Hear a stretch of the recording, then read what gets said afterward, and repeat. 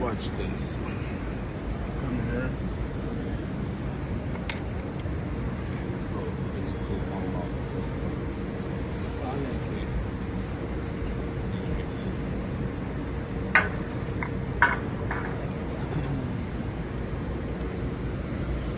Okay, we have a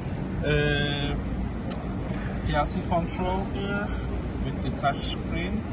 So basically you can see the left roll, which is X, right roll positions, actual positions, and also side supports. So Z-axis forward, backward, UL downward and upward, and CL rotation axis. So you can actually program the set points. So if you click here, so this is set point 1. So I say Z left needs to be stopped when they reach the position 55. Same thing for UL.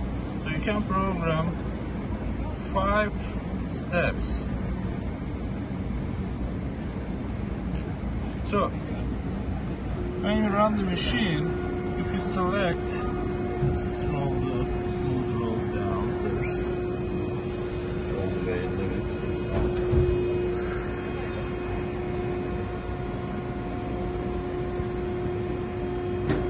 So Z0 means without any limit points. So if I select set point 1, so set point 1 was 300.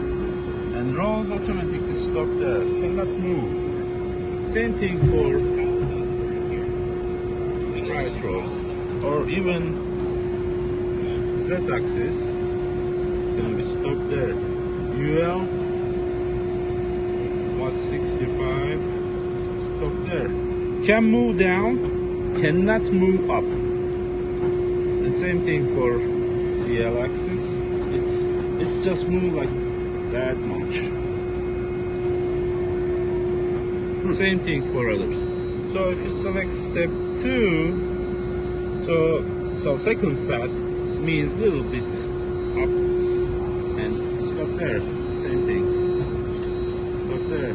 Can move down, cannot move higher than that value. Step 3, same thing.